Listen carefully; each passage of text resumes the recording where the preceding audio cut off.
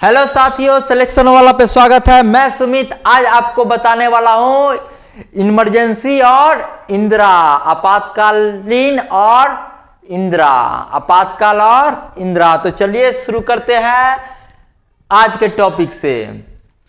इंदिरा गांधी यह हमारे देश की प्रथम और अंतिम महिला प्रधानमंत्री रही है अब तक।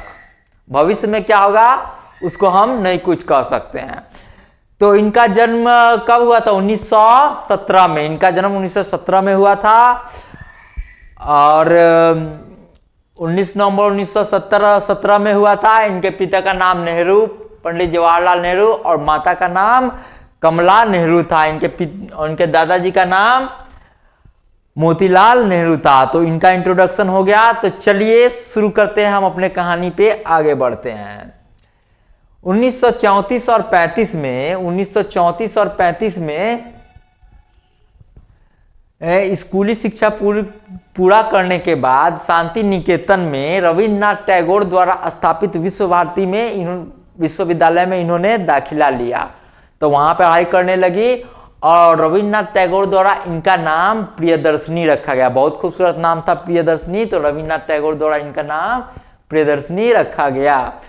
इसके पश्चात ये ऑक्सफोर्ड चली गई पढ़ने के लिए, लेकिन वो ऑक्सफोर्ड के इंट्रेंस एग्जाम में विफल रही। तो कुछ दिन वहीं पर रुककर आपको ब्रिस्टल के बैडमिंटन स्कूल में कुछ महीने बिताने के बाद 1937 में पुनः इंट्रेंस एग्जाम में सफल हुई। तो उनका ऑक्सफोर्ड यूनिवर्सिटी के सोमरविल कॉलेज में दाखिला हो गया था। उसके बाद क्या होता है, इसी दौरान वे फिरोज गांधी से मिली। इसी दौरान ये फिरोज गांधी से मिली जो लंदन स्कूल ऑफ इकोनॉमिक्स में पढ़ रहे थे और उन्हें वो इलाहाबाद से ही जानती थी, तो काफ़ी क्लोज आ गए। तो 16 मार्च 1942 को आनंद भवन इलाहाबाद में एक निजी आदि धर्म ब्रह्म वैदिक समारोह में इनका विवाह हो गया। मतलब कि आज़ादी से पहले इनका विवाह हो गया। ठीक है, निजी आदि धर्म ब्रह्म वैदिक समारोह में इनका विवाह फिरोज गांधी से हो गया था। चलिए, ऑक्सफोर्ड में 1941 में ऑक्सफोर्ड से जब ये वापस आई तो ये भारतीय स्वतंत्रता आंदोलन में सम्मिलित हो गए। अपने पिता के कदमों पे इन्होंने चलना शुरू कर दिया था और ये पहले के प्रधानमंत्री होते थे जो राष्ट्रीय आंदोलन में भाग लिए। इन्होंने स्वतंत्रता संग्राम में भी सहयोग किया। ऐसा बात नहीं था कि इसी तरह वो आ गई। और जब 1950 के बाद जब प्रधानमंत्री नेहरू बने, ठीक है, प्रधानमंत्री जब नेहरू बने तो उनके निजी सहायक के तौर पे, ठीक है, गैर सरकारी निजी सहायक, यानी देखिए गैर सरकारी और निजी सहायक के रूप में सेवा कर रही थी। अपने पिता की मृत्यु के बाद, ठीक है, 1964 में देश में बहुत राजनीतिक परिवर्तन हुआ। सोचिए, 1962 में चीन के साथ युद्ध हारने के बाद पहले के नेता बहुत स्वाभिमानी होते थे। नेहरू जी को आत्मसम्मान को बहुत ठेस पहुंचा, देश के सम्मान को ठेस पहुंचा। वे इस सदमा को नहीं बर्दाश्त कर पाए तो 1964 में इनकी मृत्यु हो गई। ठीक है, 1964 में किनकी मृत्यु हो गई? नेहरू जी की मृत्यु हो गई, पंडित जवाहरलाल नेहरू की मृत्यु हो गई।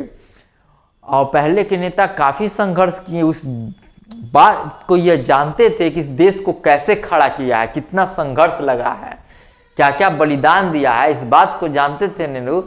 तो ये एक 1962 के युद्ध में जो चाइना से हार गए हम लोग, तो उस सदमा को बर्दाश्त नहीं कर पाए तो मृत्यु हो गई। उसके बाद देश का राजनीतिक घटनाक्रम बदलता गया और काफ़ी उतार चढ़ाव आए। उसके बाद काफ़ी उतार चढ़ाव आए। तो उस टाइम में जब आपको नेहरू जी की मृत्यु हुई थी, उसमें लाल बहादुर शास्त्री बहुत ही प्रमुख नेता थे, तो उनको प्रधानमंत्री बनाया गया। तो उनके मंत्रिमंडल में सूचना और प्रसारण मंत्री बनी। ठीक है, उनके मंत्रिमंडल में क्या बनी? सूचना और प्रसारण मंत्री। और इनको इंदिरा गांधी को इनको लोग को पहले के लोग मतलब कि लाल बहादुर शास्त्री के समय तक इनको कभी कभी गूंगी गुड़िया भी कहा गया, संबोधित किया कि ये बोलती ज़्यादा नहीं है, इनको गूंगी गुड़िया के तौर पे संबोधित किया। अब देखिए गूंगी गुड़िया कितना कमाल करती है। तो हाँ, चीन के साथ देखिए, अब चीन के साथ 2 युद्ध हुआ था। किसी को सबको याद होता है कि हाँ 1962 हम लोग हार गए, लेकिन 1967 में एक युद्ध हुआ, ठीक है। 1967 में एक युद्ध हुआ जिसमें हम लोगों ने चाइना को पानी पिया दिया। जो हमारे भारत देश का चिकन नेक है, चिकन नेक कहाँ है? नॉर्थ ईस्ट और बिहार को या आपको बंगाल को जो जोड़ता है पॉइंट, छोटा सा पतला कॉरिडोर है, आपको दार्जिलिंग के आसपास का एरिया, उसी को भारत का चिकन नेक बोला जाता है।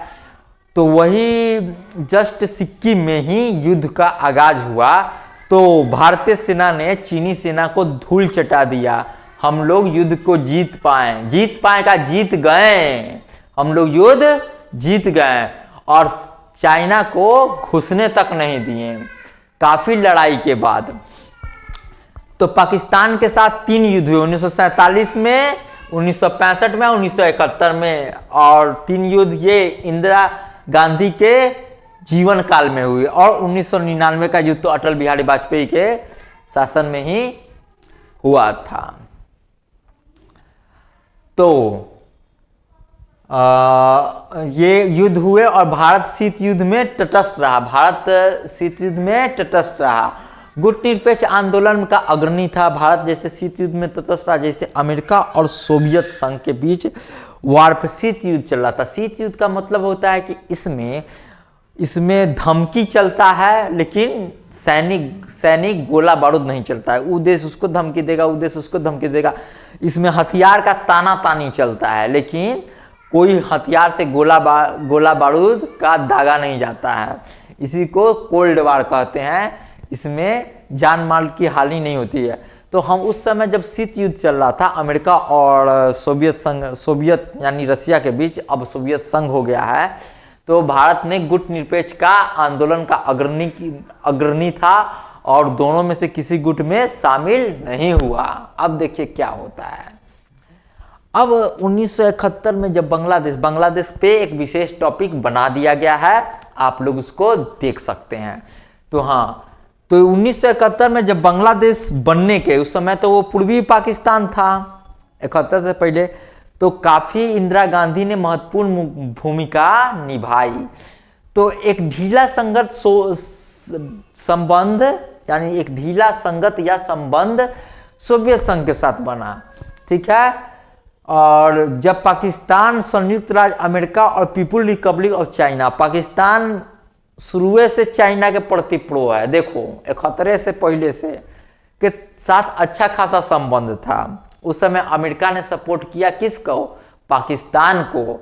हम लोग को सपोर्ट किया सोवियत संघ को। उस समय अमेरिका जहाज तक भेज दिया था 1971 के युद्ध में। इधर से सोवियत संघ यानी रसिया इधर से जहाज भेज दिया कि आप अगर इस मैटर पे बीच में दखल अंदाजी कीजिएगा तो हम भी चुप नहीं रहेंगे। तनातनी उधर भी हो गया था। तो हम लोगों ने इस बीच में बांग्लादेश को आज़ाद करा लिया। तो हमारे बांग्लादेश कैसे आज़ाद हुआ उस वीडियो में आप देख सकते हैं। चलिए, अब हुआ कि स्वतंत्र भारत के समय काफ़ी अशांत था। उस समय स्वतंत्र भारत काफ़ी हुआ ना, जब देश आज़ाद हुआ तो काफ़ी अशांत था, क्योंकि बड़े पैमानों पे जब बंटवारा हुआ तो बड़े पैमानों पे लोग इधर से उधर गए, काफ़ी कत्लेआम मचा। और हुआ क्या कि 500 से अधिक रियासत था, छोटा मोटा राजा रियासत था, इनका बहुत उपयोग है। ये 500, इस पर ध्यान दीजिएगा, ये 500 से अधिक रियासत, इनका आगे क्या होता है, इंदिरा गांधी इनके साथ क्या करती है आगे बताएंगे, ठीक है। का एकीकरण किया, ठीक है। 1900 देखिए पाकिस्तान इतना बदमाशी किया था कि 1900 देश आज़ाद नहीं हुआ, कश्मीर हड़पने के लिए 1947 में युद्ध का घोषणा कर दिया। 1947 में युद्ध का घोषणा कर दिया। पाकिस्तान शुरू से ही बदमाशी किया है भारत के साथ, ठीक है। तो ये वल्लभ भाई पटेल, जवाहरलाल नेहरू और महात्मा गांधी ने सुनिश्चित किया कि स्वतंत्र जो भारत होगा वो धर्म निरपेक्ष होगा, धर्म पे आधारित नहीं होगा, जबकि पाकिस्तान क्या था, धर्म आधारित देश था। अब देखिए धर्म आधारित देश का क्या कंट्रोवर्सी होता है, आगे कहानी बताते हैं। तो यही है, उस समय ऐसे था इंडिया पूरा, देख लीजिए इंडिया का मैप ऐसे था। और उस समय के ये 500 से अधिक रियासतों में से कुछ राजाओं का तस्वीर ये है। Chamber of the princess that the meeting new Delhi में हुआ था। इनका चैम्बर ऑफ प्रिंसेस का मीटिंग, ठीक है, आपको न्यू दिल्ली में हुआ था। ये 500 से अधिक छोटा मोटा रियासत था, जिसपे जब अंग्रेज यहाँ से गए ना, तो रियासतों को ये छूट दे दी कि आप इंडिया में शामिल हो या आप पाकिस्तान में शामिल हो। अगर वल्लभ भाई पटेल नहीं रहते, ये गृह मंत्रालय थे आज़ादी से पहले के कैबिनेट में, अंतरिम कैबिनेट में भी यह गृह मंत्रालय के पद पे थे, यानी गृह मंत्री थे। तो उसके बाद इन्होंने तुरंत एक्शन लिया, सबको कैसे कैसे का एकदम तुरंत त्वरित एक्शन लेके सबको इंडिया में मिला दिया। लेकिन 3 रियासत है ना, बड़ा दिक्कत दिया। तो इस 3 रियासत का नाम ये है। देखिए भारत के विभाजन के समय लाहौर का देखिए, उधर से लोग कैसे आ रहा था, लदा कर कितना लाश गिरा। पंजाब का कंडीशन देखिए, भारत का जब विभाजन हुआ ना, तो 2 राज्य ही ज्यादा इफेक्ट हुए। एक बंगाल, जिसका पूर्वी बंगाल हिस्सा अभी बांग्लादेश बना हुआ है, एक पश्चिमी पाकिस्तान। वहां के लोग को बिना पूछे मतलब डिवाइड कर दिया गया। तो वहां से लोग अपने अपने कम्युनिटी में आना सुरक्षित समझे कि नहीं, हम लोग हिंदू थे, हिंदू के तरफ भागे, मुस्लिम चाहते कि हम मुस्लिम के तरफ भागे तो हम लोग सुरक्षित रहेंगे। तो इतना देखिए दिल्ली का ही हाल था, दंगा से सब भरा हुआ था, इस तरह लोग पलायन कर रहा था। ये दशा था हमारे लोग के आज़ादी के समय का, जब विभाजन हुआ था। अब देखते हैं धीरे धीरे कैसे इंदिरा गांधी का उदय के तरफ बढ़ रही हैं। तो भारत के विभाजन की रूपरेखा स्वतंत्रता के समय ही निर्धारित हो गई थी 1947 में। इसके कारण दक्षिण एशिया में ब्रिटिश राज का 2 राज्यों में विघटन हुआ। किसमें? एक इंडिया बना, एक पाकिस्तान बना। अब देखिए बंगाल पंजाब विभाजन में शामिल था, जो काफी इफेक्टेड हुआ, सबसे ज्यादा वहीं पे दंगा हुआ, सबसे ज्यादा वहीं पे हुआ। दिल्ली के भी कितने मुसलमान पाकिस्तान के तरफ भागे, और वहां से भी कितने लोग, लाहौर से इस्लामाबाद से कितने हिंदू मूव किए इंडिया के तरफ। तो इन प्रांतों में बहुसंख्यक मुस्लिम जिले पाकिस्तान में शामिल हुए। कौन सा? बंगाल और पंजाब के विभाजन जो शामिल था, बहुसंख्यक मुस्लिम जिले पाकिस्तान में शामिल कर दिए। यानी पूर्वी बंगाल का बहुत सारा मुस्लिम जिला पाकिस्तान में शामिल किया, क्योंकि उस समय तो बांग्लादेश था नहीं। और पश्चिमी पंजाब पाकिस्तान में शामिल कर दिया गया। विभाजित की अन्य संपत्तियों में अब देखिए बंटवारा कैसे हुआ, संपत्ति में क्या क्या हमसे पाकिस्तान लेके गया है। जैसे भाई भाई का बंटवारा होता है ना, उसी तरह भारत के संपत्ति में भी बड़ा बंटवारा हुआ। ब्रिटिश भारतीय सेना का बंटवारा किया। रॉयल इंडियन नेवी, आधा नेवी इंडिया में आया, आधा नेवी पाकिस्तान में गया। मतलब उसी हिसाब से रॉयल इंडियन एयर फोर्स का भी विभाजन करवाया। देखिए क्या क्या हम लोग से लिया, बैंक का पैसा भी कुछ आधा ले लिया पाकिस्तान से। विभाजन ऐसे नहीं हुआ कि हम देश का करने को पैसों लिया, नेवियो लिया, सब चीज चाहिए उसको। ये नेवी या सेना का विभाजन हुआ, अटैक कर दिया इंडिया पे। इतना मतलब गद्दारी कोई देश कर सकता है जल्दी, इतना जल्दी 1947 में।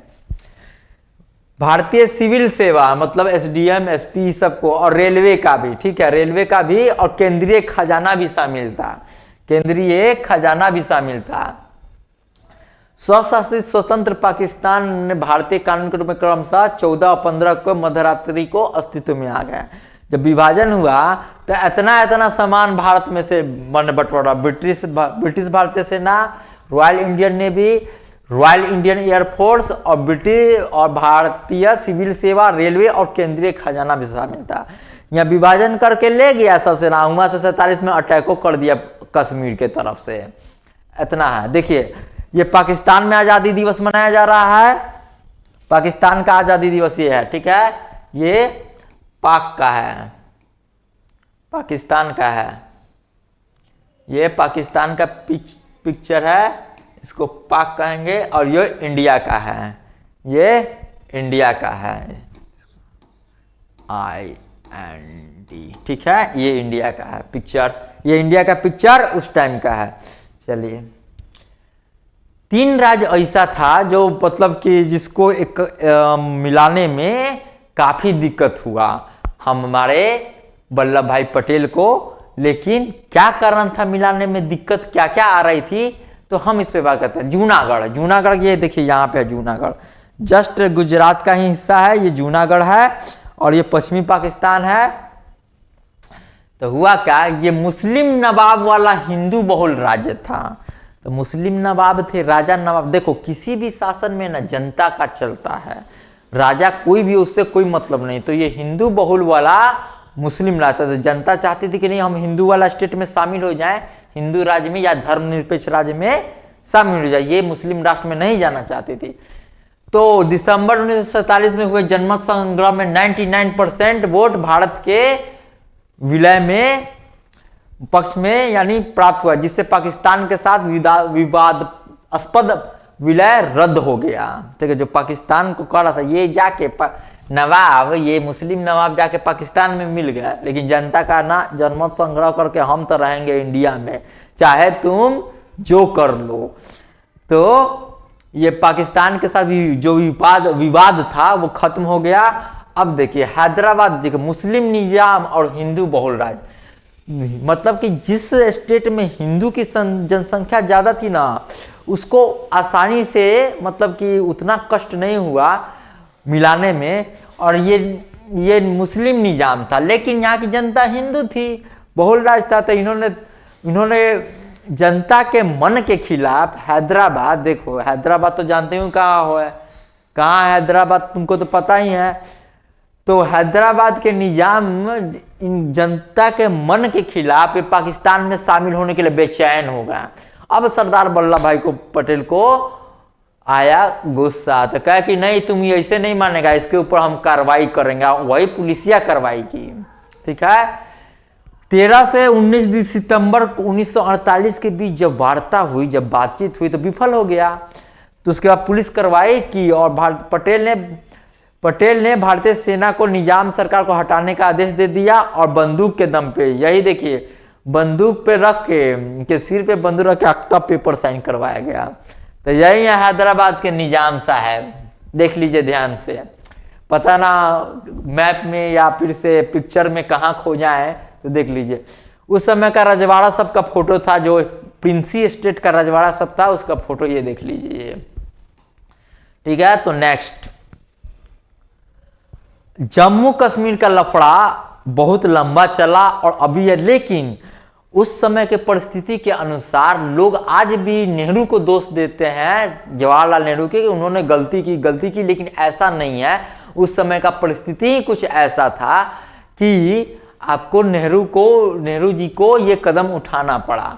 तो जम्मू कश्मीर तो एक हिंदू राजा वाला था, तो हिंदू राजा सब आ गए इंडिया में, लेकिन क्या था, मुस्लिम बहुल राज्य था। यहाँ पीछे आइए, देखिए दिखाते हैं, मुस्लिम के निजाम वाला हिंदू बहुल राज्य, जिसको मिलाना थोड़ा सा आसान था और मिल भी गया।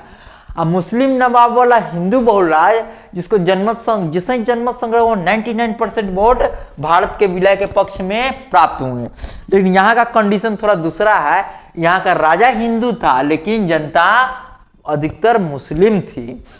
तो मुस्लिम जनता का तो मन था कि हम तो पाकिस्तान अपने धार्मिक राष्ट्र में जाएंगे, हिंदू का राजा था कहकर ना पाकिस्तान में हम नहीं जाएंगे, हम तटस्थ रहेंगे, हम अपना राज करेंगे। लेकिन पाकिस्तान सब मिलके इन पर अटैक कर दिया, यहाँ के मुस्लिम जनता से मिलके पाकिस्तान सब जम्मू कश्मीर पे अटैक कर दिया। तो वही 1947 में से लेकर 1949 तक प्रथम पाकिस्तान के साथ युद्ध चला। सोचा कि हड़प ले जमीन, हम जम्मू कश्मीर का जमीन हड़पने के चक्कर में पाकिस्तान पूरा भिड़ा हुआ था। अब हुआ क्या, अंततः संयुक्त राष्ट्र की देखरेख में यह युद्ध विराम हुआ। उस समय नया नया हम लोग का देश आजाद हुआ था। संयुक्त राष्ट्र में बड़े बड़े और ताकतवर देश थे, तो उनका डोमिनेशन ज़्यादा था। और हम लोग का तुरंत अभी नया था, ना संविधान बना था, ना कुछ बना था, काफ़ी हालत खराब थी। युद्ध कितना दिन तक झेले। तो वैसी परिस्थिति में क्योंकि एक देश एक नवाब से युद्ध नहीं हो रहा है, एक राजा से युद्ध नहीं हो रहा है, एक दूसरे देश पाकिस्तान से युद्ध हो रहा था। ठीक है, तो उस समय क्या हुआ, युद्ध चलता रहा, युद्ध 47 से लेकर 49 हार नहीं माने जवाहरलाल नेहरू ना, लेकिन परिस्थिति देखते हुए युद्ध विराम पे सहमति हुई। इससे पहले इन्होंने, जवाहरलाल नेहरू ने शुरू में माउंटबेटन से इस प्रस्ताव पर सहमति जताई कि शत्रुता समाप्त होते ही पूरे राज्य में जनमत संग्रह कराया जाएगा। और देखिए यहाँ पे नेहरू जी चालाकी किए कि ऐसे तो लड़ते रह जाएंगे, हमारा संविधान तो बनते रह जाएगा और लागू होते रहेगा, इधर संविधान बनाने में खर्चा, देश चलाने में खर्चा, उधर युद्ध भी चल रहा था। तो सहमति जताई कि युद्ध समाप्त, शत्रुता समाप्त होते ही पूरे राज्य में जनमत संग्रह कराएंगे। लेकिन नेहरू ये जानते थे कि अगर जनमत संग्रह हो गया तो जनता मैक्सिमम मुस्लिम है, और उस समय धर्म के आधार पर बना था एक राष्ट्र, क्या, पाकिस्तान। तो हो सकता है जनमत संग्रह हम लोग के पक्ष में ना आए, विपक्ष में चल जाए, पाकिस्तान के पक्ष में चल जाए, तो हमसे तो ये स्टेट बाय लीगल छीना जाएगा। ठीक है, तो दोनों पक्ष में शांति होने के लिए जब 1949 में दोनों पक्षों द्वारा संयुक्त राष्ट्र द्वारा इन्वॉल्वेशन द्वारा जब युद्ध विराम हुआ तो राज्यव्यापी जनमत संग्रह नहीं करवाया, नहीं होने दिया, ना वो होने दिया, ना ये हम लोग होने दिए, ना गड़बड़ा जाएगा माहौल, पहले इस पार्टी को अपना में मिलाओ वहां के जनता को, तब जनमत संग्रह कराया जाएगा। इसीलिए रोक दिया गया संयुक्त राष्ट्र को बीच में बुलाकर। राज्यव्यापी जनमत संग्रह नहीं हुआ, जानते थे नेहरू कि जनमत संग्रह होगा तो यहाँ का जनता मुस्लिम है, ये मिल जाएगा उन्हें। इसी तरह ना जैसे जूनागढ़ में हुआ था, मैक्सिमम हिंदू थी क्योंकि उस समय मेंटेलिटी ऐसी थी, तो जनमत संग्रह हुआ जूनागढ़ में, और हिंदुस्तान में जूनागढ़ मिल गया क्योंकि यह हिंदू बहुल राज्य था। तो ये हुआ। तो 1954 में पाकिस्तान को संयुक्त राज्य अमेरिका से हथियार मिलने लगा। पाकिस्तान शुरू से अमेरिका के तरफ शामिल होने लगा, ठीक है, और इंडिया सोवियत रूस की तरफ सपोर्ट में रहा था। तो नेहरू ने अपना समर्थन वापस लिया और 26 जनवरी 1950 को भारतीय संविधान लागू हो गया। किस पे? जम्मू कश्मीर पे। जब उधर से पाकिस्तान सब कश्मीर पे अटैक किया तो वहां के राजा के विलय पत्र पे शामिल किए, और उसी समय वल्लभ भाई पटेल ने कहा कि जब तक आप शामिल नहीं हुए तब तक हम आपका सुरक्षा नहीं करेंगे या आपके तरफ से नहीं लड़ेंगे। तो तब तक मतलब 1/3 मतलब जमीन पाकिस्तान सब हड़प लिया था। तो अभी भी हमारे इंडिया के पास 2/3 जमीन जम्मू कश्मीर का है, और विलय पत्र के द्वारा शामिल हो। देखिए यही जम्मू एंड कश्मीर का है, और पंजाब, पूर्वी पश्चिमी पंजाब और ईस्ट पंजाब का इसी तरह विभाजन हुआ था, तो पाकिस्तान और इंडिया बना। और ये देखिए जम्मू कश्मीर को है ना, यहाँ पे आके पाकिस्तान सब बैठ गया माथा पर, समझे? तभी 2/3 जमीन आपका क्या है, हमारे पास है। अनडिसाइडेड एरिया, यानी जितना इस सादा वाला अनडिसाइडेड, इंडिपेंडेंट हिंदू एरिया को दिखा दे रहा है। इंडिपेंडेंट बलूचिस्तान अभी भी चाहता था कि हम पाकिस्तान में न शामिल हो, इंडिपेंडेंट रहे, लेकिन पाकिस्तान ने खचड़ई करके अभी बलूचिस्तान पर कब्जा जमाया। वहाँ का मिनरल रिसोर्स यूज करता है लेकिन वहाँ के लोगों को फायदा नहीं देता है, जिसका अभी भी विद्रोह हुआ है। पाकिस्तान फिर एक बलूचिस्तान के अंदर टूटेगा, देखना भविष्य में। अगर थोड़ा सा हमारा सरकार एक्शन ले ले, बलूचिस्तान को सपोर्ट कर दे, तो पाकिस्तान को धुआं छोड़ा के अलग कर देगा। इसीलिए बलूचिस्तान इंडिपेंडेंट रहा। बहुत इंपॉर्टेंट टॉपिक है। अब बाबू पाकिस्तान ये रहा, पूर्वी पाकिस्तान और पश्चिमी पाकिस्तान। बांग्लादेश एक्चुअली बांग्लादेश कहते हैं, बलूचिस्तान एक्चुअली पाकिस्तान का हिस्सा नहीं होता, वो इंडिपेंडेंट बनाया था, लेकिन पाकिस्तान ने जबरन कब्जा किया हुआ था।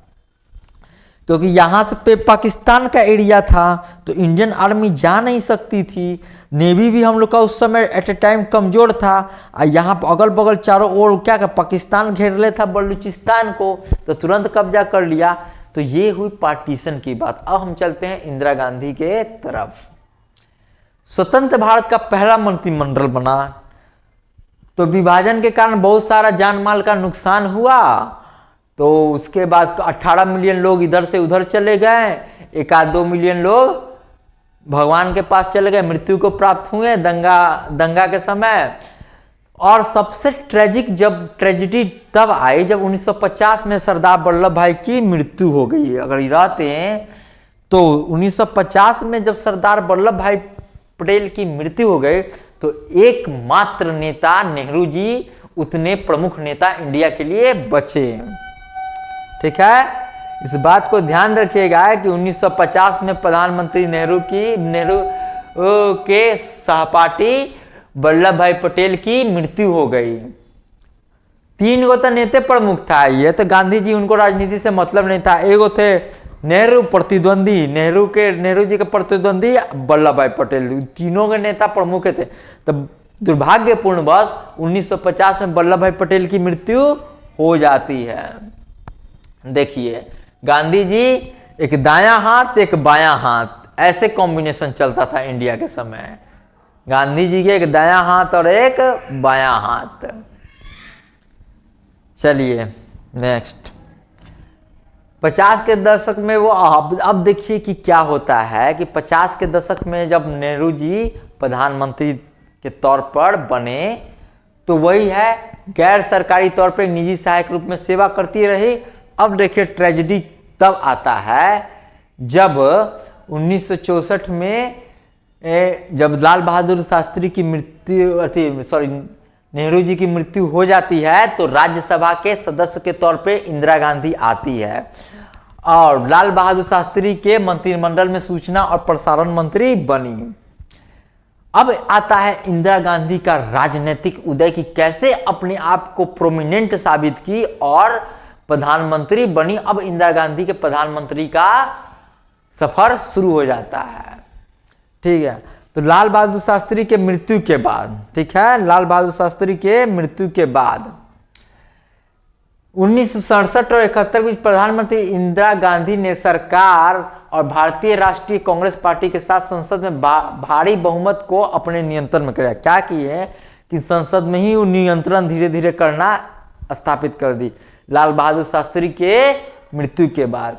अब हुआ कि केंद्रीय मंत्रिमंडल के बजाय प्रधानमंत्री सचिवालय के भीतर ही केंद्र सरकार शक्ति को केंद्रित किया। यानी कहा गया कि केंद्रीय मंत्रिमंडल के बजाय प्रधानमंत्री के सचिवालय के भीतर ही केंद्र सरकार के शक्ति को केंद्रित किया गया। मतलब कि धीरे धीरे इंदिरा गांधी ने अपना प्रभुत्व बढ़ाना शुरू किया। प्रथम बार मंत्री बनी थी क्या, कौन सी मंत्री, राज्यसभा से सदस्य मंत्री बनी थी। कब, जब लाल बहादुर शास्त्री उस समय पीएम थे, तब का बात है, अभी चुनाव नहीं हुआ था। तो उसके बाद 67 से 68 भी इंदिरा गांधी ने अपना प्रभुत्व बढ़ाना शुरू किया और 66 में iron lady Shrimati Indira Gandhi took A oath A third prime minister of India, तीसरी प्रधानमंत्री। सेकंड कौन थे, लाल बहादुर शास्त्री। अब इसके वजह से प्रधान सचिव, उनके एक प्रधान सचिव थे जो नौकरशाह थे, काफी उनके सपोर्टी थे। उनका पूरा नाम है परमेश्वर नारायण हक्सर, यानी पीएन हक्सर। ठीक है, जो आपको इंदिरा गांधी के बहुत सपोर्टिव थे, प्रमुख सचिव भी थे। ठीक है, प्रधान सचिव हक्सर ने सत्तारूढ़ पार्टी के विचारधारा को प्रतिबद्ध नौकरशाही यानी प्रतिबद्ध अपना नौकरशाही यानी अपना डोमिनेंस को बढ़ाने के विचार को बढ़ावा दिया। ठीक है, क्योंकि यह पीए थे और इंदिरा गांधी के काफी करीब थे। देखो, नेता प्रधानमंत्री का आईएएस अफसर नौकरशाह या सचिव से काफी क्लोज संबंध रहता है, समझो फैमिली संबंध रहता है। चलिए, इंदिरा गांधी ने अब बड़ी चतुराई से अपने प्रतिद्वंदी में कांग्रेस के बहुत सारे लोग थे जो नहीं चाहते थे कि इंदिरा गांधी आगे बढ़े, हम बढ़े आगे। हर दल में तो ये होता है, इनके बेटी को हटा दिए। तो इन्होंने बड़ी चतुराई से अपने प्रतिद्वंदी का सफाया किया। इनका नाम गूंगी गुड़िया कब रखा था, इनके समय में श्रीमती इंदिरा गांधी के गूंगी गुड़िया का नाम लाल बहादुर शास्त्री के समय रखा गया था। तो बड़ी चतुराई से अपने प्रतिद्वंदी को अलग कर दिया, लेकिन इसका परिणाम ये हुआ कि जो मूल थे वो खिसिया गए। जब खिसिया गए, गुस्सा गए, तो 1959 में कांग्रेस का दोबारा विभाजन हुआ। मूल कांग्रेस का फिर से 1969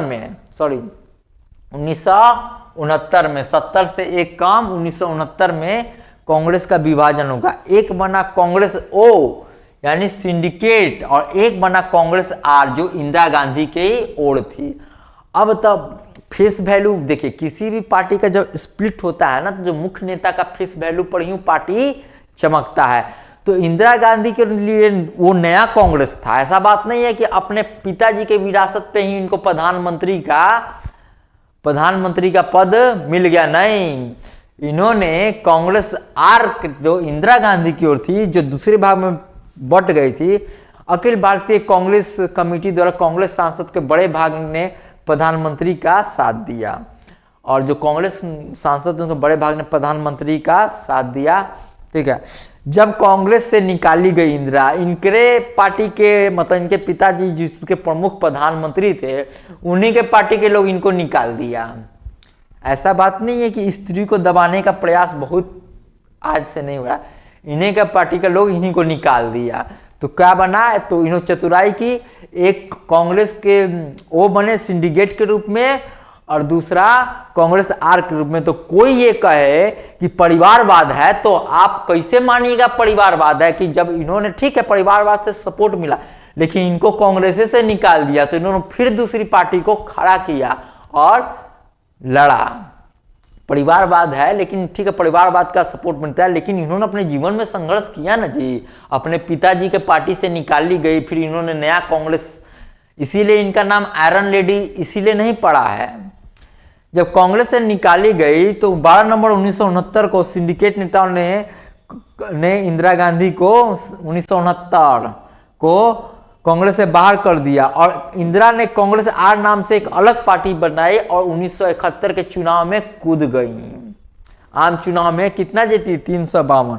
अब देखिए जीती कैसे 1971 का चुनाव। देखिए इंदिरा गांधी पुरानी पार्टी कांग्रेस से ज्यादा ताकतवर और आंतरिक लोकतंत्र प्रभाव के साथ एक मजबूत संस्था थी। जो इंदिरा गांधी की थी वो पुराने मतलब कांग्रेस से अपने छवि को सुधारते हुए सबसे मजबूत संस्था के रूप में यानी पेश की लोगों जनता के सामने। दूसरी ओर कांग्रेस आर के सदस्य को जल्दी ही समझ में आ गया कि उनकी प्रगति माने उस समय जो कांग्रेस आर के जो दूसरे सदस्य थे, ये बात था कि लोग ये जानता था कि इंदिरा गांधी नेहरू जी की बेटी है। अपने पिता के इस नाम का फायदा मिला इंदिरा गांधी को, और कांग्रेस आर के नेता समझ गए कि अब हमको तो इंदिरा गांधी के संगत में रहना पड़ेगा, तो हमारी प्रगति है, न तो हम भी साफ हो जाएंगे। ठीक है, साफ हो जाएंगे। तो चलिए इंदिरा गांधी के इंदिरा गांधी और उसकी सरकार के पास जनता के बीच उनकी करिश्माई अपील का समर्थन मिला। ठीक है, तो उनके द्वारा क्या क्या काम किया गया देखिए। पहले बैंक सब प्राइवेट होता था, बैंक सब प्राइवेट, मनमाना सूद पे पैसा देता था। पैसा तुमको मिल जाएगा लेकिन मनमाना सूद का। तो इन्होंने 1969 में बैंकों का राष्ट्रीयकरण किया और अपना अच्छा काम किए, जिससे जनता में ये इनका साख बैठ गया। और 1970 में राज्य भत्ते प्रिवी पर्स। अब प्रिवी पर्स क्या है आपको बताएंगे। ये प्रिवी पर्स है ना, ये जो महाराजा थे ना, जो बैठे बैठे मलाई चापने वाले लोग थे। कहाँ गए मलाई चापने वाले लोग? हाँ, ये जो रियासत लोग थे, 500 से अधिक रियासत, ये जो रजवाड़ा थे, इनको बैठे बैठे मलाई मिलता था। किसके तरफ से मलाई मिलता था? तो भारत सरकार के तरफ से इनको पैसा जाता था हर मंथ, खर्चा भत्ता।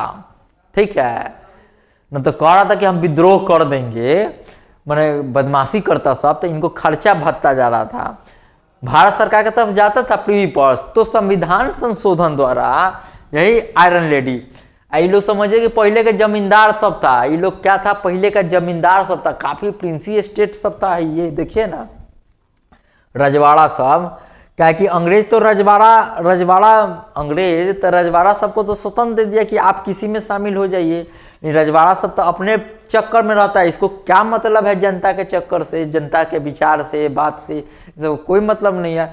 तो फिलहाल के लिए नेहरू जी ने और वल्लभ भाई पटेल ने कुछ शर्तों के अनुसार इनको मिला लिया, कहा कि तुमको अब बाद में सल्टेंगे, पहले सब चीज़ हमारा बेस तो तैयार हो जाने दो। तो इनको प्रीवी % पैसे जाता था सुविधा के रूप में, और इनको सुविधा हराम का सुविधा मिलता था। क्या मिलता था? हराम का सुविधा। क्या प्रीवी पर से रजवाड़ा सब देश की आज़ादी में कोई काम किया था? नहीं किया था। बस हाँ हम ये स्टेट हैं, हमको मेरा मतलब कि शुरुआती दौर पे तो इंडिया छोटे छोटे क्षेत्रीय राज्य और सामंतों में बटा हुआ था। तो ये क्या कि इंदिरा गांधी ने काम किया कि राज्य भत्ते को संविधान संशोधन द्वारा उन्मूलन हटा दिया। पहला काम ये किया। अब जैसे ही ये काम किए, ठीक है, चुनाव में जीतने के बाद, तो इनके खिलाफ शायद साजिश हो सकती या नहीं हो सकती है, ये तो समय का टाइम बताएगा। लेकिन ये उन्मूलन किया कि नहीं तो अब पैसा नहीं जाएगा, यह पैसा जनता के विकास के लिए ही होगा। तो प्रिंसी स्टेट खिसिया गया लोग, तो अपने फैसले और विरोधियों के सार्वभौमिक झटका देने के लिए अध्यादेश के माध्यम से अचानक किए गए थे। ठीक है, अध्यादेश के माध्यम से अचानक कर दिया गया था। सिंडिकेट और अन्य विरोधियों के विपरीत इंदिरा गांधी गरीबी के समर्थक, ठीक है, गरीबी हटाओ का नारा इंदिरा गांधी द्वारा ही देगा। गरीबी समर्थक, धार्मिक मामलों में अर्थशास्त्र और धर्मनिरपेक्षता और समाजवाद, देखिए समाजवाद के समर्थक नेहरू जी भी थे। पूरे देश के विकास के लिए एक छवि गढ़ा इन्होंने। देखिए ये आज़ादी से जुड़ी हुई थी, आज़ादी के संघर्षों को समझती थी, कितना भी कुछ करती तो ये देश के विकास के लिए सोचती। लेकिन आजकल का नेता सब सत्ता हथिया के मलाई चापने के बारे में सोचता है। धर्मनिरपेक्षता के लिए खड़ी छवि के रूप में देखा गया। जैसे इन्होंने नारा दिया गरीबी हटाओ, आज उधर प्रीवी पर्स यानी कि भत्ता, राज्य भत्ता को बंद कर दिया, तो लोग को लहर लगा कि जो पैसा हम राजा सबको, वहाँ के जो क्षेत्रीय नेता थे जैसे सिंधिया हुआ, राजस्थान के स्टेट थे, उस सबको जो पैसा मिलता वो जनता पे अब खर्च होने लगेगा। तो इस बात से जनता काफ़ी अल्पसंख्यकों द्वारा समर्थन मिला, क्योंकि गरीबी उस टाइम में बहुत ज़्यादा थी। ऐसा बात नहीं था कि हम लोग का देश काफ़ी अच्छे स्टेट में स्थिति में, या अच्छे स्टेट कहिए, अच्छे स्थिति में अंग्रेज हम लोग को बना के गया था। काफ़ी गरीबी और दुखदायी था। 1971 के आम चुनाव में गरीबी हटाओ जैसे लोक लुभावन नारों ने जनता का काफी समर्थन मिला। कांग्रेस आर वाली असली कांग्रेस के रूप में खड़ी रही और जनता खुश होकर 352 सीट दे दिया। 352 सीट खड़े कांग्रेस को मिल गया। खाली जो प्रिंसी स्टेट का कुछ सीट हार गई थी। और दिसंबर 1971, देखिए उधर मार्च अप्रैल में चुनाव हुआ और दिसंबर 1971 में पाकिस्तान को 2 भागों में तोड़ दिया। अब तो यहाँ का जनता हो गया खुश कि वाकई में नेता है, पाकिस्तान का बदला ले ली। असली कोई पाकिस्तान से बदला लिया अभी तक नेता में तो ये श्रीमती इंदिरा गांधी ही है।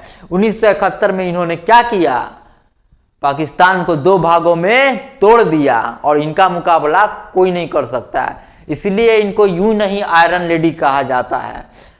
और अगले ही महीने भारत रत्न से सम्मानित किया। सबसे बड़का जो बीमारी था पाकिस्तान का इलाज आधा कर दिया, तो वाकई में भारत रत्न डिजर्व करती थी।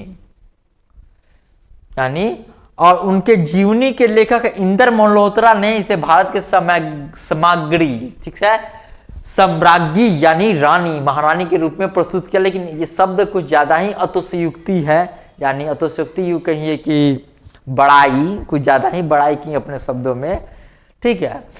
तो नियमित रूप से एक तानाशाह होने के और व्यक्तित्व पंथ को बढ़ावा देने के आरोप लगने लगे। विपक्षी नेताओं ने तानाशाह का आरोप लगाया, लेकिन विपक्षी नेताओं ने भी माना कि वह दुर्गा के स्वरूप है। जब पाकिस्तान का 71 में 2 भाग में बांट दिया तो उन्हें दुर्गा का स्वरूप मान लिया। जब सब विपक्षी था तो इसी सब का पहले तो कांग्रेस आर आए कांग्रेस ओ, तो कांग्रेस में से ना दूगो टूटा, तो वह विपक्षी नेता इनको हटाने के चक्कर में हुआ। अब इमरजेंसी की महत्वपूर्ण भूमिका शुरू करते हैं।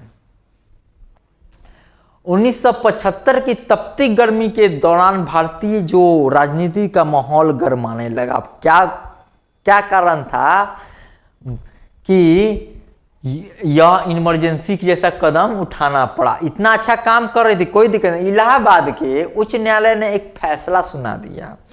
क्या फैसला सुना दिया कि इंदिरा गांधी ने 1971 में जो 553, ठीक है, रायबरेली की सीट से जब लड़ी, 518 में से 200 पहले 200 कितना था, 52 518 में से 352 सीट जीत गई। तो उच्च न्यायालय द्वारा यह फैसला दिया कि इंदिरा गांधी ने चुनाव में धांधली की। क्या की? चुनाव में धांधली करने का दोषी पाया। उन पर 6 वर्षों तक कोई भी पद धारण करने से के लिए मना कर दिया। ये इलाहाबाद हाई कोर्ट का आदेश है, प्रतिबंध लगा दिया। लेकिन इंदिरा गांधी ने इस फैसले को, माने हाई कोर्ट कहा कि आप पद छोड़ दीजिए, तो इंदिरा गांधी ने इस फैसले को मानने से इनकार कर दिया। पुनः याचिका को सर्वोच्च न्यायालय में दायर की गई, अपील करने की घोषणा कर दी, ठीक है, और 26 जून को आपातकाल लागू होने की घोषणा कर दी। लेकिन यह काम 25 जून के रात को हुआ हमारे राष्ट्रपति के सिग्नेचर द्वारा, ठीक है, राष्ट्रपति के सिग्नेचर के द्वारा हुआ। और आकाशवाणी प्रसारित अपने एक संदेश में, यानी रेडियो, उस समय रेडियो क्या कहते थे, आकाशवाणी, कि जब मैंने आम आदमी और देश के महिलाओं के फायदों के लिए कुछ प्रगतिशील कदम उठाए हैं, तभी से मेरे खिलाफ गहरी साजिश रची जा रही है। इन्होंने कहा कि मेरे खिलाफ तब से गहरी साजिश रची जा रही है। हो सकता है यह साजिश प्रीवी पर्स खत्म करने के कारण हुआ, तो खतरे में खत्म कर दी थी प्रीवी पर्स।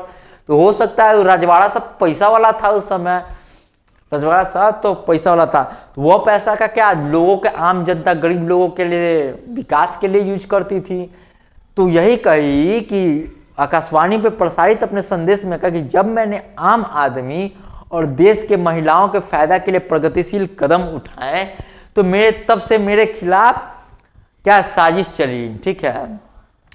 आपातकाल लागू होते ही आंतरिक सुरक्षा मीसा के अंदर में आ गया, ठीक है। और इसके तहत राजनीतिक विरोधी, ये राजनीतिक विरोधी कौन थे? कांग्रेस से ही टूटे हुए लोग थे, ठीक है।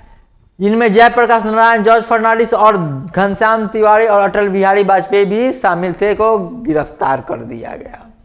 पृष्ठभूमि, अब ये घटना का पृष्ठभूमि क्या है, आधार क्या है कि जैसे ही लाल बहादुर शास्त्री की मौत हुई ना, और इंदिरा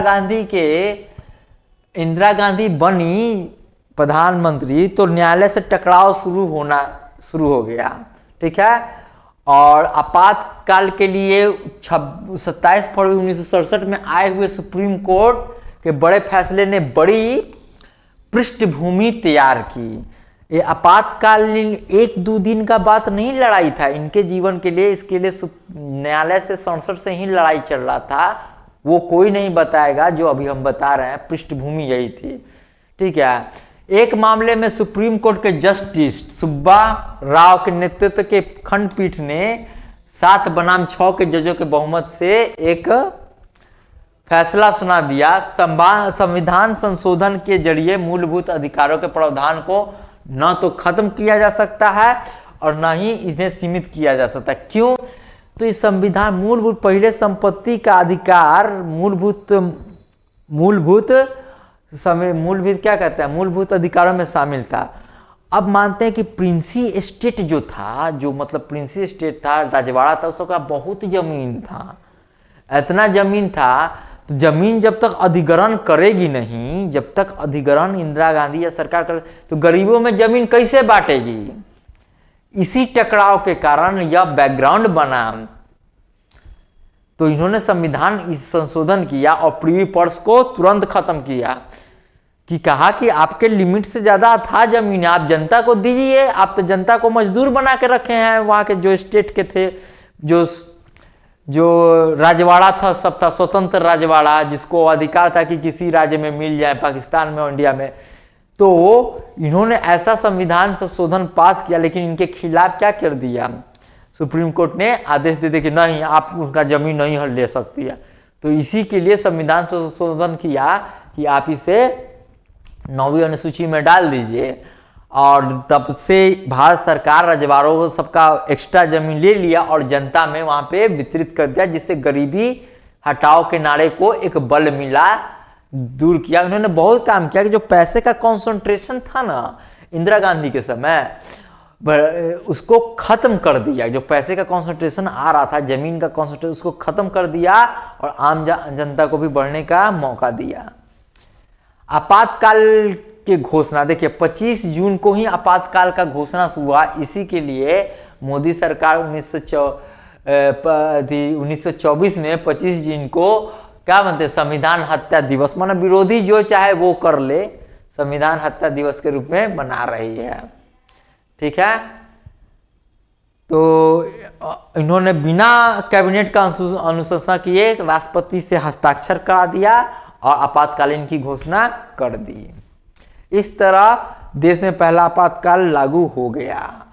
दरअसल 25 जून 1975 को लोकतंत्र के इतिहास में सबसे बुरा दौर माना जाएगा कि इस आपातकाल लागू होने के कारण जब ये सेना और नौकरशाह का प्रभाव बढ़ गया तो काफी जनता के साथ जुल्म हुआ। ये बात सही है कि जनता के साथ जुल्म हुआ। दुर्भाग्यपूर्ण दिन की संज्ञा दी जाती है, लेकिन इसका बैकग्राउंड ऐसे ही, मन नहीं था इनको कि आपातकाल लागू किए, लेकिन बैकग्राउंड कुछ ऐसे ही था। वो देश के लोगों के पक्ष में ही काम कर रही थी। 49 साल के बाद आज के दिन लोगों ने रेडियो में एक ऐसा ऐलान सुना कि मुल्क में खबर फैल गई कि आपातकाल की घोषणा कर दी गई है। और लोकतंत्र के एक गरिमा में जो तस्वीर पूरे हिंदुस्तान में फैली थी, उस पर एक क्या लगा, एक कालिख लग गया। 25 जून को दिन डेमोक्रेसी के एक अध्याय के रूप में जाना जाता है।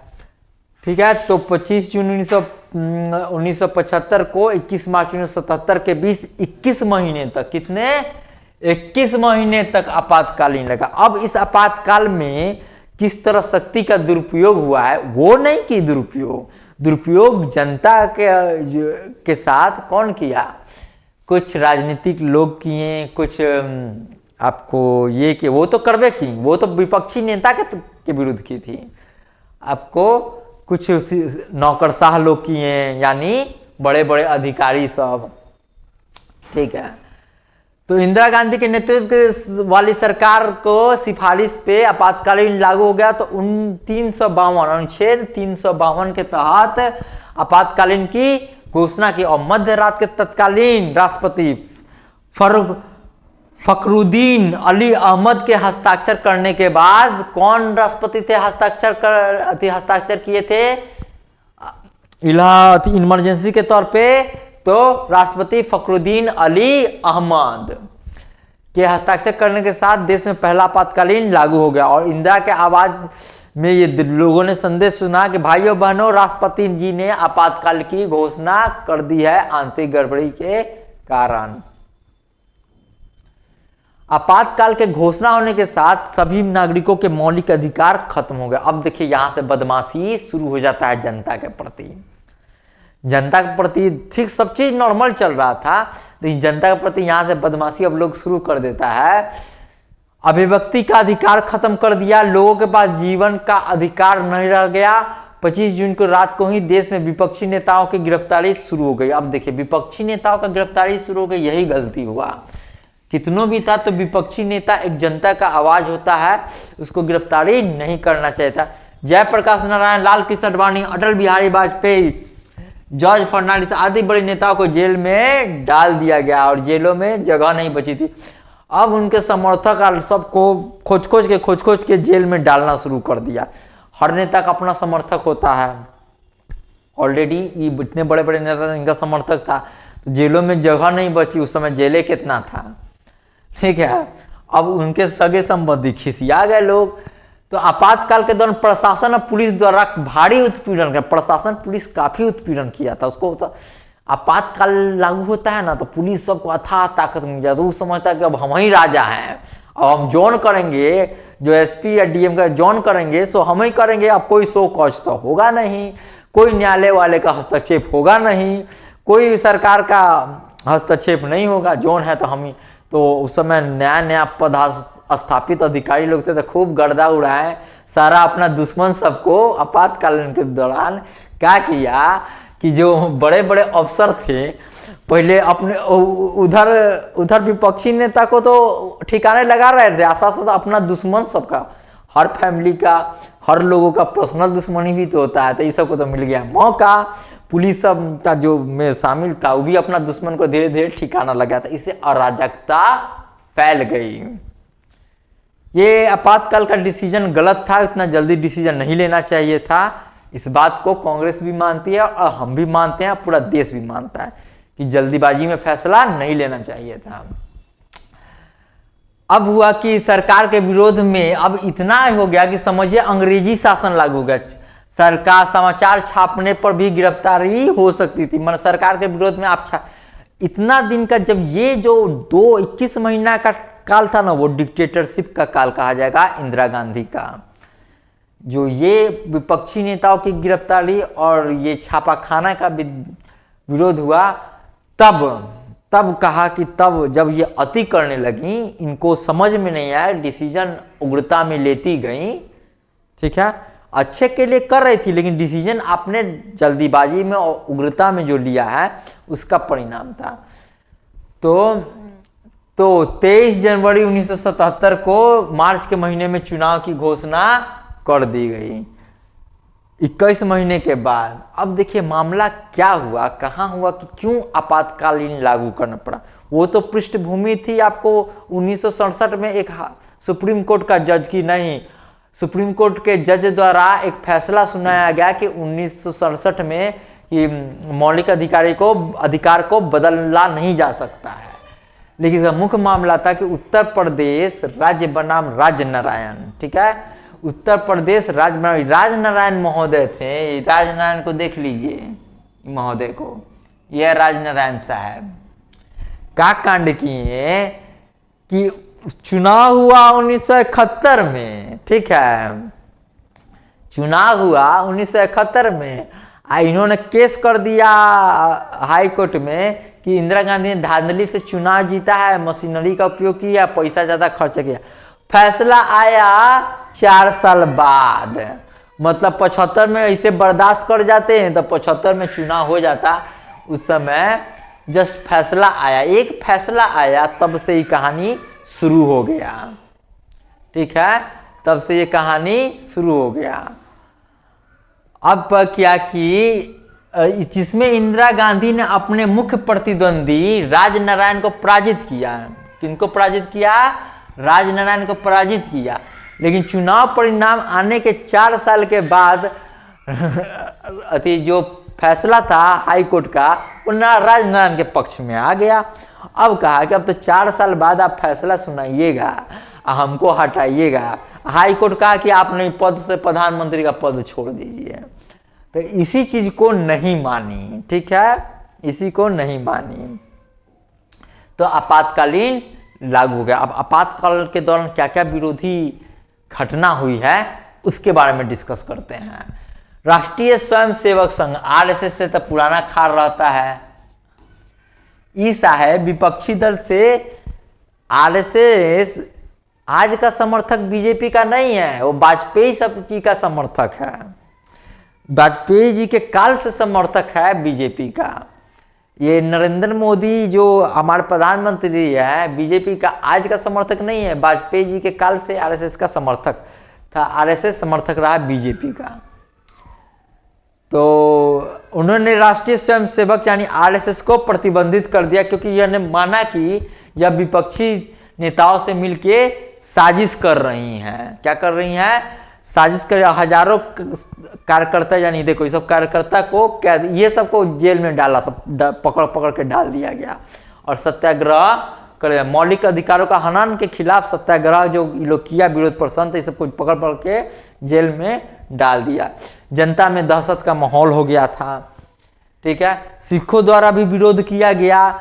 सिखों ने, अब देखिए आपातकाल के घोषणा के कुछ ही समय बाद सिखों के नेतृत्व अमृतसर में बैठक हुई और आयोजन में कांग्रेस के फांसीवादी प्रवृत्ति का विरोध करने का फैसला लिया गया। तो उसी समय अकाली दल जो आज अभी देख रहे हो, उसका जन्म इसी अथी में आपातकाल में हुआ था, पंजाब में अकाली दल, ठीक है। तो अकाली दल जो आज जाना जाता है पंजाब में, जो इसी समय का जन्म हुआ। लोकतंत्र की रक्षा का अभियान, देखिए हमारे जो कॉन्स्टिट्यूशन फाउंडर हैं, ठीक है, जो हमारे संविधान के फादर हैं, उन्होंने काफ़ी सोच विचार के ऐसा बनाया हमारा संविधान कि जल्दी कोई डिक्टेटरशिप नहीं कर सकता है। इसीलिए विपक्ष के नेता को रखा गया और अधिकार दिया गया है कि जल्दी कोई डिक्टेटरशिप यानी तानाशाह नहीं बन सकता है, तख्ता पलट का कहानी नहीं होता। ऐसा संविधान का निर्माण किया। सोचिए बहुत दूर तक का सोचकर संविधान का निर्माण होगा। पाकिस्तान में देखिए, बांग्लादेश में देखिए, आए दिन तख्ता पलट होते रहता है। घटनाक्रम 1975 में इंदिरा गांधी के 75 में, ठीक है, को 12 जून 1975 में इंदिरा गांधी को इलाहाबाद के उच्च न्यायालय में दोषी पाया गया और उनको मतलब कि अपने पद से बेदखल करने के लिए कहा गया, ठीक है। राजनारायण 1971 में राय बरेली में इंदिरा गांधी के हाथों हारने के बाद, यह मतलब कि हारने के बाद ये एक याचिका या क्या है, ठीक है, कि डाल दी है हाईकोर्ट में और जस्टिस जगमोहन लाल सिन्हा ने इंदिरा गांधी के विरुद्ध और राजनारायण के पक्ष में फैसला सुनाया। अब देखते हैं टाइम वाइज घटनाक्रम जो जरूरत है। 24 जून 1975 को सुप्रीम कोर्ट ने आदेश से बरकरार रखा, लेकिन इंदिरा गांधी को प्रधानमंत्री की कुर्सी पे बने रहने की इजाजत दे दी। सुप्रीम कोर्ट में जैसे ही इन्होंने इंदिरा गांधी ने दाखिल किया तो आपको कुर्सी पे बने रहने की इजाजत दी गई। और 25 जून 1975 को राजनारायण ने इंदिरा गांधी को न चाहते हुए भी इस्तीफा देने के लिए, राजनारायण कहते हैं जयप्रकाश नारायण ने न चाहते हुए भी इंदिरा गांधी को इस्तीफा देने के लिए आह्वान किया। अब तो इधर तो सिर्फ हाई कोर्ट का फैसला था कि आप मतलब इस्तीफा दीजिए कि नहीं रह सकते हैं, लेकिन सुप्रीम कोर्ट ने हाई कोर्ट के फैसला को पलटते हुए ये कहते कि नहीं, आप पद पे बनी रह सकती हैं नेक्स्ट चुनाव होने तक, तब तक शांति का माहौल हो। तब तक विपक्षी नेता जयप्रकाश नारायण ने अब आंदोलन का आह्वान कर दिया और इंदिरा न चाहते हुए भी इस्तीफा देने के लिए देश भर में रोज प्रदर्शन करना शुरू कर दिया। किसके नेतृत्व में? तो जयप्रकाश नारायण के नेतृत्व में। 25 जून 1975 के राष्ट्रपति अध्यादेश पास करने के बाद सरकार अपने आपातकालीन लागू कर दिया। अब 1976 में क्या हुआ? अब देखो यहाँ से जनता विरोधी का काम, जब तक जनता विरोधी कार्य शुरू हो गया, गिरफ्तारी, अंधाधुंध गिरफ्तारी हुई, विपक्षी नेता समर्थक कोई इधर उधर बेचारा घूम भी रहा था, उसको पकड़ के जेल में ठूस दिया था सब, ठीक है। संजय गांधी ने, अब देखो संजय गांधी ने देश भर में अनिवार्य पुरुष नसबंदी का आदेश दे दिया। यहाँ ये संजय गांधी नौसिखिया नेता थे, उनके पुत्र थे। अब ये तो ठीक है, माने कि पढ़े लिखे हैं, भले अब के समय में तो नसबंदी जरूरी है, जितना देश का आबादी है। अच्छा लग रहा है ये फैसला, ये तो दूर का सोच है, लेकिन उस समय तो जनसंख्या कम थी, लोगों ने स्वीकार नहीं किया नसबंदी को। समझा के धीरे धीरे करते तब ना, जबरदस्ती जिसको पकड़ पकड़ के ले जाता था पुलिस, सबका जबरदस्ती नसबंदी सुता सुता के कर दिया गया था।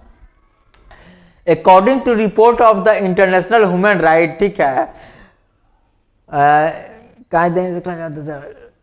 14 लाख पीपुल हैड बीन, नहीं 1,40,000 पीपुल अरेस्टेड हुआ ट्रायल के लिए, बिना ट्रायल के लिए, ठीक है, विदाउट ट्रायल 1,40,000 लोग को अरेस्ट कर दिया। अब नसबंदी में हुआ क्या कि सबको पकड़ पकड़ के ना बड़ देखता था ना छोट लड़का, बड़े पकड़ के बेहोश करके नसबंदी कर देता था सब। अब तब मर्द सबको तब घूमना, बाहर टहलना दुश्मन हो गया कि ना हम न जाए बाहर, हम जाएंगे बाहर तो हम लोग कहीं ना कहीं पकड़ के नक्शबंदी कर दे इसका। अब क्या हुआ कि इसके नसबंदी के विरोध प्रदर्शन करने जो प्रदर्शनकारी किया ना, उसमें से जिसको गिरफ्तार किया गया उसको भी पकड़ कर नसबंदी कर दिया। बेचारा प्रदर्शन करने गया कि आप नसबंदी को हटाइए उसी को पकड़ के नसबंदी कर दिया साहब। तो ये इतना धांधली चला था। तो 18 जनवरी 1977 का घटना है। इंदिरा गांधी ने लोकसभा को भंग करते हुए घोषणा किया कि आम चुनाव होंगे, तब राजनीतिक बंदियों को रिहा कर दिया गया।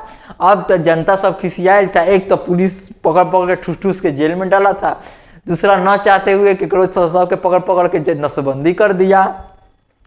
आज जो बेचारा प्रदर्शन करने गया विरोध में कि नसबंदी रोको ओकरो नसबंदी के प्रदर्शन किया। अभी के समय नसबंदी अच्छा है, चलो जनसंख्या कम हो जाए जितना देश का, अभी तो अच्छा लग रहा हो कि वो काश जनसंख्या कम हो रहा था और देश का, तो हम और अच्छा से आसानी से आज़ादी से जीते। लेकिन फैसला तो ठीक था, लेकिन ज़बरदस्ती जो किया ना तो जनता था खिसिया गया। अब इनको अगले लोकसभा के चुनाव में इनका के हरा दिया, इनको को हरा दिया। और जब हरा दिया, देखिए 12 जुलाई 1924 को नरेंद्र मोदी के नेतृत्व वाली सरकार ने 25 जून को संविधान हत्या दिवस घोषित कर दिया है। ये आपको बताया जा चुका है, 2024 का घटना है। चलिए करंट घटना हो गया। गठबंधन के विभिन्न पक्षों में आपसी लड़ाई और संलिप्तता के कारण गठबंधन के विभिन्न पक्षों में गठबंधन का जो विपक्षी था, जो जीता था, आपसी लड़ाई के कारण काफी अंदरे बहुत फ्रैक्शन होता था, काफी अंदर काफी फ्रैक्शन था। क्योंकि जो गठबंधन एकजुट हुआ था वो इंदिरा गांधी के नफरत के रूप में एकजुट हुआ। क्या किसके रूप में एकजुट हुआ था? इंदिरा गांधी के नफरत के रूप में एकजुट हुआ था। और आपातकाल के दौरान हुई गलतियों के लिए कौशलपूर्ण ढंग से तब जब एकजुट हुआ, इंदिरा गांधी ने के नफरत के तरफ से एकजुट हुआ। आपातकालीन के दौरान जो हुआ गलती, उसको कौशलपूर्ण ढंग से इंदिरा गांधी ने माफी मांगा और पुनः चुनाव में आई, खड़ा की अपने आप को। ठीक है।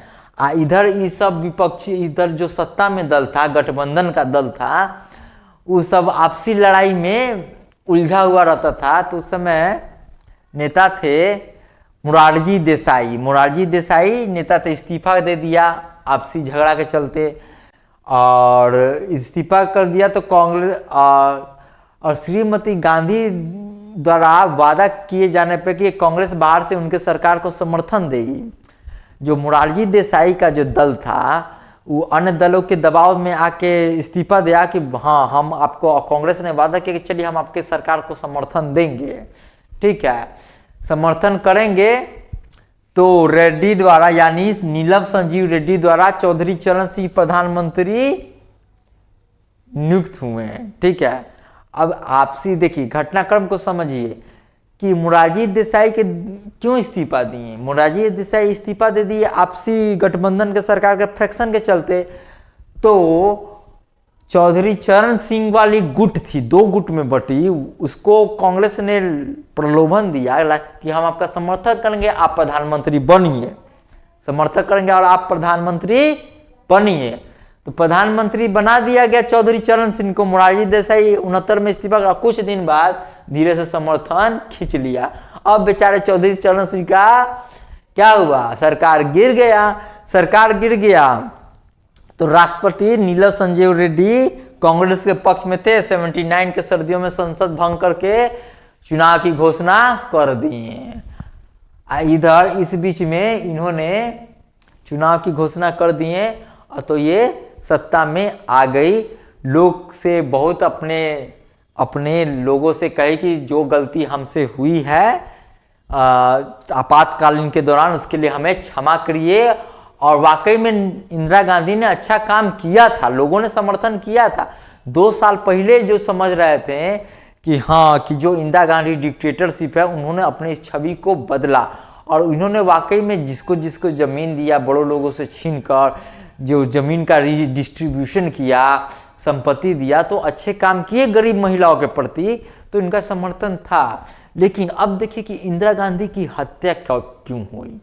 ऑपरेशन ब्लू स्टार, ठीक है, मुख्य ऑपरेशन ब्लू स्टार से इंदिरा गांधी की हत्या का मुख्य कारण था।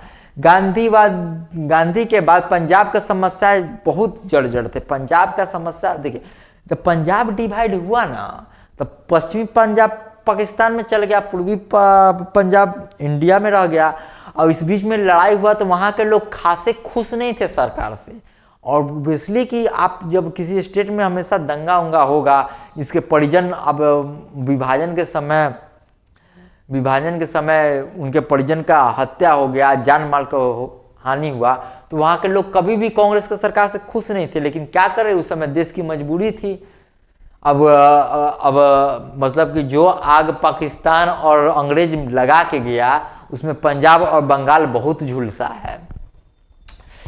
तो पंजाब के समस्या जड़ते थे। सितंबर 1981 में जरनैल सिंह, ठीक है, भिंडारवाले ने अलगाववादी सिख आतंकवादी समूह का गठन किया और धार्मिक प्रमुख सिखों के धार्मिक जगह पे गोल्डन टेम्पल हरमिंदर साहिब परिसर में भीतर तैनात कर, मतलब छुप गए जाके। स्वर्ण मंदिर यानी गोल्डन हरमिंदर साहिब परिसर यानी गोल्डन मंदिर के परिसर में हजारों नागरिकों को उपस्थित कर, मतलब आतंकवादी ये थे। ये कौन थे आतंकवादी? जरनैल सिंह और भिंडरावाले अलगाववादी संगठन, आतंकवादी संगठन। क्या हुआ कि हरमिंदर साहिब परिसर या गोल्डन टेम्पल में जाके छिप गया, और वहाँ गोल्डन टेम्पल में बहुत सारे नागरिक भी थे। लेकिन इसकी परवाह करते हुए ना, वहाँ पे इंदिरा गांधी ने उनको पकड़ के मारने के लिए आदेश पारित कर दिया, पकड़कर उनको मारने का आदेश। इस बीच में हुआ कि जो गोल्डन टेम्पल को भी कुछ क्षति पहुंची, देखिए क्षति पहुंची, और कुछ आम नागरिक भी मारे गए और आतंकवादी तो मारे ही गए, ठीक है। इंदिरा गांधी बहुत संख्यक अंगरक्षक, तब बहुत सारे मतलब वहाँ के नागरिक मारे गए। अब हुआ क्या कि अब वहाँ के लोग समझे कि ये हमारे धार्मिक स्वतंत्रता और धार्मिक अति पे एक मतलब आघात है। टैंक ले घुसा दी थी कहाँ पे? तो पंजाब में इंदिरा गांधी। तो आदेश दे दिए वहाँ पर क्या करने के लिए कि वहाँ के आतंकवादी को मारने के लिए, लेकिन जरनैल सिंह को, लेकिन वहाँ इस क्रम में वहाँ के जनता को भी काफ़ी जानमाल का नुकसान उठाना पड़ा। तो माहौल तो गया गर्मा। अब इंदिरा गांधी बहुसंख्यक अंगरक्षकों में सतवंत सिंह और बेअंत सिंह दो प्रमुख अंगरक्षक थे। और ये घटना आपको 31 अक्टूबर 1984 की है, जब वे इंटरव्यू देने की ब्रिटिश अभिनेता पीटर उस्तिनोव को, जो आयरिश टेलीविजन के लिए एक वृत्तित फिल्माने के लिए इंटरव्यू देने के लिए जा रही थी, तो एक सफदरजंग रोड की नई दिल्ली स्थित प्रधानमंत्री निवास के बगीचे में इंदिरा गांधी की राजनीतिक हत्या हो गई।